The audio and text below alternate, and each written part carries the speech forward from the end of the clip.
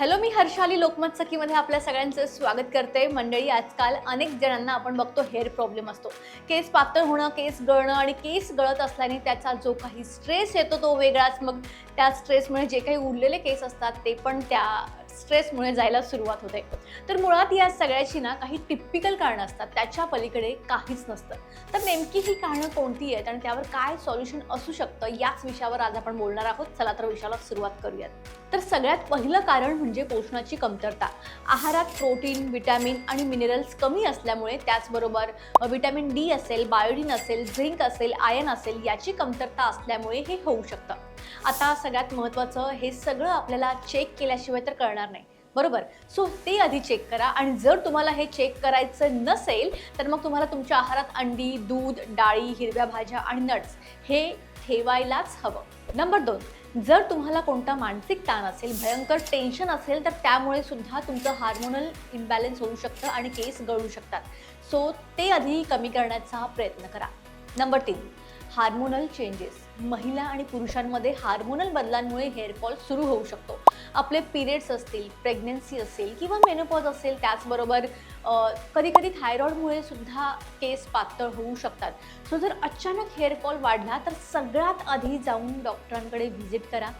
डॉक्टरांची कन्सल्ट करून सगळ्यात आधी हार्मोन टेस्ट करून घ्या. आता चौथं कारण म्हणजे चुकीची केसांची काळजी. जर तुम्ही सतत केसांना हिट देत असाल, स्ट्रेटनिंग असेल किंवा इतर गोष्टी, तर ते सुद्धा एक कारण असू शकते. सो जेव्हा हे करणं तुम्हाला भागच आहे तेव्हाच तुम्ही ह्या गोष्टी करा. आणि ते केल्यानंतर ट्राय करा की तुम्ही हेअर वॉश करू शकाल. ते हेअर वॉश केल्याने त्याचा इफेक्ट थोडा कमी होतो. आणि सगळ्यात महत्त्वाचं, हीट प्रोटेक्शन वापरायला विसरू नका. नंबर 5, स्कॅल्पचा प्रॉब्लेम. डॅन्ड्रफ, इचिंग किंवा जर स्कॅल्पमध्ये इन्फेक्शन असेल तर लिटरली भरपूर हेअर लॉस होतो. म्हणून स्कॅल्प नेहमी क्लीन ठेवा. खरं तर वीकमधून 3 वेळा वॉश करणं, हेअर वॉश करणं गरजेचं आहे. पण तेवढं जर तुम्हाला शक्य होत नसेल तर ॲटलिस्ट 2 वेळा तर कराच. आणि केसांमध्ये जर ऑइल असेल आणि तुम्ही ते ऑइल घेऊन तसंच स्कूटी किंवा बाहेर फिरत असाल तर ती बाहेरची जी सगळी धूळ, पोल्युशन जे काही असतं ते तुमच्या स्कॅल्पला, केसांना चिटकून बसतं.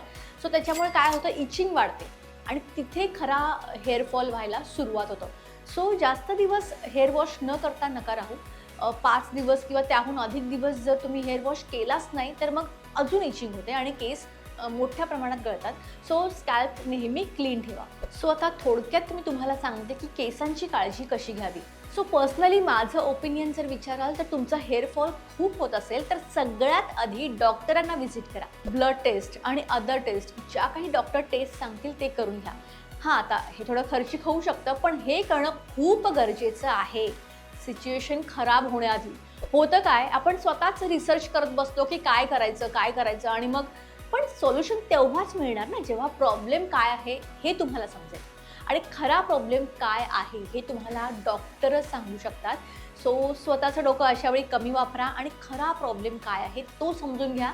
हे केल्यानंतर 80% प्रॉब्लेम तर तुमचा इथे सॉल्व्ह होणार आहे. ओके. आणि जे काही बाकीच्यांना थोड्याफार प्रमाणात हेअरफॉल होत असेल तर हे इतकं काही सिरियस नाही आहे, हे नॉर्मल आहे. त्यासाठी तुम्हाला डाएटमध्ये protein, vitamins, nuts, green vegetables असतील, हे सगळं तुम्हाला आहारात ठेवायचं आहे. चांगली झोप घ्यायची आहे. स्ट्रेस कमी करण्यासाठी थोडं मेडिटेशन करायचं आहे. सगळ्यात महत्त्वाचं, स्कॅल्प क्लीन ठेवायची आहे. उन्हाळ्यामध्ये तर तुम्हाला स्कॅल्प क्लीन ठेवायचंच आहे कारण खूप स्वेटिंग होत असतं. तुम्ही जर नॉनव्हेज खात असाल तर फिशसुद्धा चांगला आहे हेअरसाठी. आणि अजून एक महत्त्वाची टिप म्हणजे झोपताना एकदम लूज रबर बँड यूज करा जेणेकरून तुमचे केस जे आहेत ते ओढले जाणार आहेत. सो हे इतकं केलं तरी खूप आहे. या गोष्टी नक्की फॉलो करा. आणि आजचा व्हिडिओ तुम्हाला कसा वाटला, लाईक करा, शेअर करा आणि चॅनलला सबस्क्राईब करायला विसरू नका.